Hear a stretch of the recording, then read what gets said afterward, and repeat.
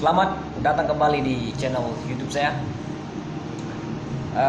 Pada kesempatan yang sangat luar biasa ini, saya akan kembali berbagi pengetahuan kepada rekan-rekan semua berkenaan dengan pengetahuan hukum. Ya. Pada video kali ini saya akan membahas mengenai salah satu peralihan hak atas tanah, ya. Cara daripada peralihan hak atas tanah, yaitu adalah hibah, ya. Memang rekan-rekan mungkin sudah mengenal dan juga mengetahui bahwa ada beberapa peralihan hak atas tanah yang bisa saja terjadi dalam kehidupan kita sehari-hari. Ada dalam bentuk jual beli, dalam bentuk tukar menukar, melalui proses pewarisannya, atau mungkin melalui jalur lelang, ya. Nah, dalam kesempatan ini saya akan bahas melalui jalur hibah, karena ini menarik. Ini merupakan salah satu cara yang mungkin paling mudah untuk dilakukan, karena memang tidak ada transaksi di situ. Karena hibah dilakukan dengan cara cuma-cuma, ya, tanpa misalnya dibebani kepada si penerima hibah itu mengenai biaya dan lain sebagainya. Tentu ini adalah perspektif bukan untuk terhadap objek itu, tetapi kalau misalnya untuk biaya pada saat pengurusan pajak dan lain sebagainya, itu memang ada pembebanan baik itu dalam si pemberi maupun si penerima.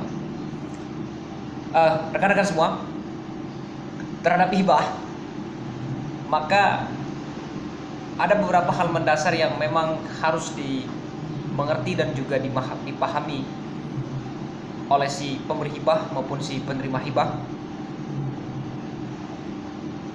guna untuk melihat ataupun guna untuk mengantisipasi terhadap kemungkinan permasalahan yang bisa saja timbul di kemudian hari.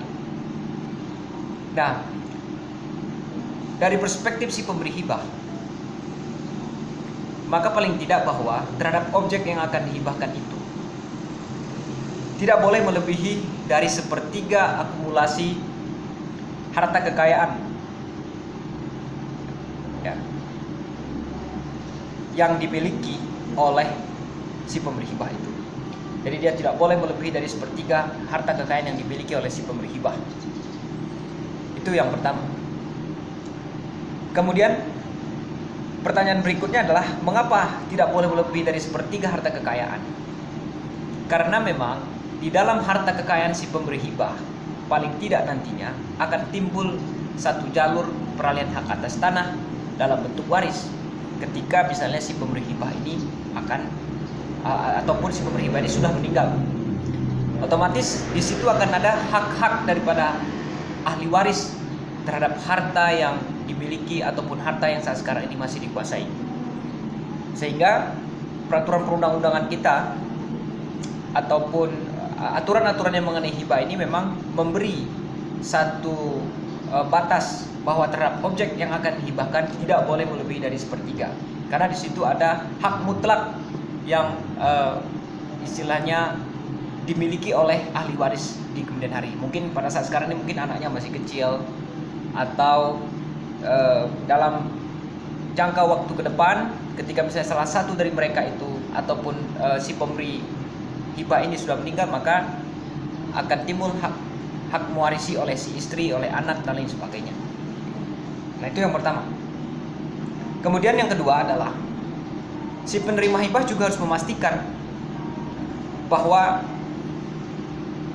si pemberi hibah memang punya kuasa, punya hak mendasar, punya kewenangan untuk melakukan proses hibah itu. Jadi jangan sampai objek yang akan dihibahkan itu ternyata adalah milik orang lain, bukan milik dari si pemberi hibah. Kemudian objek itu nantinya akan timbul gugat-menggugat dan lain sebagainya di kemudian hari. Itu bisa saja terjadi. Itu poin yang kedua yang harus diingat dalam satu proses hibah ini. Nah, berikutnya adalah terhadap hibah itu juga bahwa harus dibuat dalam bentuk notaril ya. Harus ada aktenya. Ini adalah salah satu bentuk dari bukti formil yang dimiliki oleh si pemberi hibah maupun si penerima hibah terhadap objek yang dihibahkan, agar di kemudian hari akta notaril yang dibuat oleh si PPAT itu, ya karena memang akta hibah itu dibuat oleh PPAT ya. Di PPAT yang punya istilahnya kewenangan di wilayah di mana terletak objek, yang itu kewenangannya ada di PPAT. Nah, rekan-rekan semua, patut untuk dipahami juga bahwa dalam hibah, karena dia bersifat cuma-cuma, karena dia mungkin saja antara si pemberi hibah dan si penerima hibah ini tidak ada satu hubungan nasab ataupun kekeluargaan, ya, itu bisa saja terjadi. Maka paling tidak bahwa ketika misalnya rekan-rekan akan melangsungkan satu proses hibah terhadap satu objek, baik itu merupakan tanah ataupun yang sudah ada bangunannya misalnya, maka jangan ataupun hindari satu proses peralihan hak atas tanah melalui hibah secara lisan. Nah, karena faktanya di lapangan bahwa seiring berjalannya waktu terhadap objek yang dihibahkan secara lisan, akan ada kesulitan di dalam pembuktian di kemudian hari. Meskipun misalnya di sana disaksikan oleh beberapa orang, namun tidak ada satu bukti yang tertulis yang menunjukkan bahwa memang telah terjadi hibah di tahun sekian, maka ini akan menyulitkan rekan-rekan semua. Oleh karena itu, hibah secara lisan ini harus dihindari. Hibah secara lisan itu harus dihindari. Ketika misalnya hibah secara lisan ini sudah memang pernah dilakukan, kemudian belum terbit akta notaril ataupun belum dibuatkan misalnya akta notaril oleh PPAT, maka rekan-rekan harus segera untuk mengurus. Ini guna untuk meredam ataupun menutup celah menggugat yang nantinya bisa saja terjadi di kemudian hari. Bisa saja mungkin si pemberi hibah itu menggugat, atau mungkin anak-anak ataupun ahli waris daripada si pemberi hibah bisa melakukan satu gugat-menggugat di kemudian hari. Sehingga bukti peralihan dari si pemberi hibah kepada si penerima hibah, ketika dia sudah diakta notarilkan dalam bentuk akta hibah yang dibuat oleh PPAT, maka posisi daripada si pemberi hibah dan juga si penerima hibah aman. Oleh karenanya, rekan-rekan semua, terhadap beberapa poin yang saya sampaikan tadi, itu perlu untuk ditelusuri ataupun perlu untuk di cross check terhadap objek yang akan dihibahkan, agar maksud baik daripada si pemberi hibah nanti tidak kemudian menjadi satu persoalan di kemudian hari. Nah, demikian rekan-rekan, semoga video singkat ini bisa memberi satu pencerahan hukum kepada rekan-rekan semua. Terima kasih dan selamat menjalankan aktivitas kembali.